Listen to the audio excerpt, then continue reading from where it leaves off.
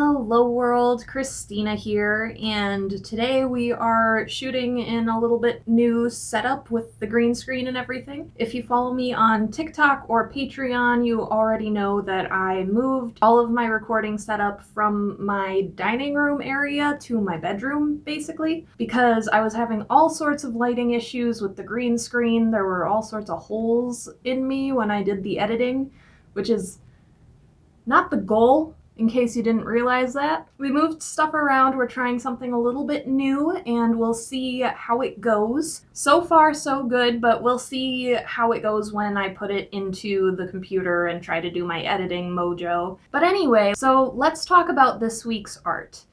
This one took about the same amount of time in real life, but I'm probably going to talk about it a little bit less than I would my average doodle that I've been doing lately, just because it's a little bit less complex. Rather, I should say that the process is less complex than the other drawings that I've been doing lately, and it's something that I really enjoy, but I don't know how much I'll actually have to say about it, so let's get talking.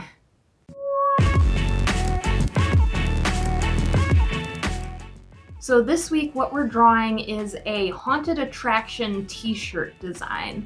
And you might be wondering, like, how did you get into that? How did that work out? Basically, I am a big haunted attraction nerd. I love haunted attractions. They are my lifeblood. I just haven't had the chance to be spooky in the past couple of years. It's just been not a big opportunity for me. I've stayed in touch with the haunted attraction community for the most part over Facebook and stuff.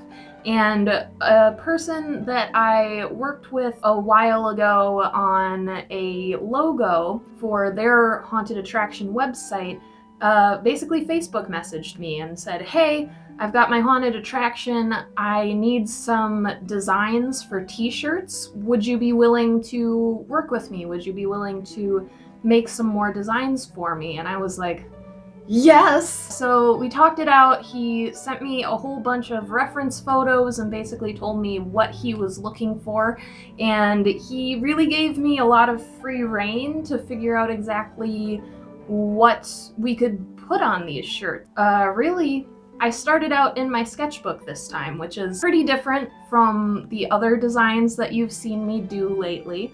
But I started in my regular sketchbook because I wanted to possibly give my friend a whole bunch of different designs to choose from. Ironically, the first designs that I came up with, he really, really liked. So we ended up just going forward with the first designs. I don't expect that to happen ever, so that was a great... I sketched out my idea in pen, and then I went over it in permanent marker to make it easier to understand when you look at it.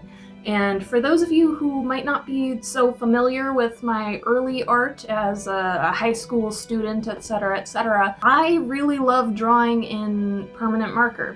Pen and permanent marker really is my chosen medium. I have grown into digital art, and I've definitely done other things like acrylic painting, oil painting, sculpture, etc., but I love drawing in permanent marker and pen. And because of that, I didn't really start with a pencil for these. I just kind of went for it with my pen, and the original sketches turned out pretty good. That's why I put them on Instagram right away. And so my friend really liked those original sketches, and so I went forward with starting to digitize them. And so this is the first of those designs. And basically, what you're looking at behind me is me just taking that thing that I drew in my sketchbook, tracing over it in black, and then filling in the black spaces and adding the Haunted Attractions logo, and then just putting in some lines for texture, basically, shading. This technique is very much inspired by Chad Savage of Sinister Visions. He is one of my favorite artists in the world. In fact, one of the pins on my hat is a Chad Savage pin I bought from him at Midwest Haunters Convention a couple years ago. He's a really cool dude, and he works with one of my favorite haunted attraction companies, Zombie Army Productions.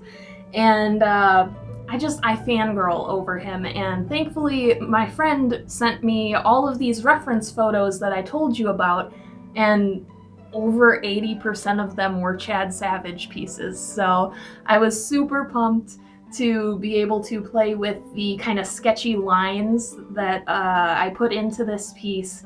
Adds texture, it adds lighting, and I really got to do some cross hatching too, especially on the hand.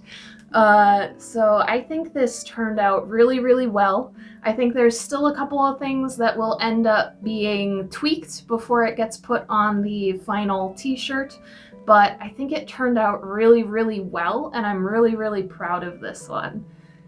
Honestly, this is one that really didn't push my boundaries as much as I thought, but it gave me a chance to do a project that I really, really vibe with for the first time in a long time. I miss the haunted attraction community so much, and to be able to put together a design inspired by one of my favorite artists, and that is completely mine, was just insane.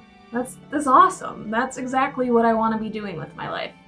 So, really, this wasn't a technically difficult piece, but I really enjoyed doing it. So thank you so much for getting this far in the video. I will give you 500 experience points because this one's a little bit shorter than usual.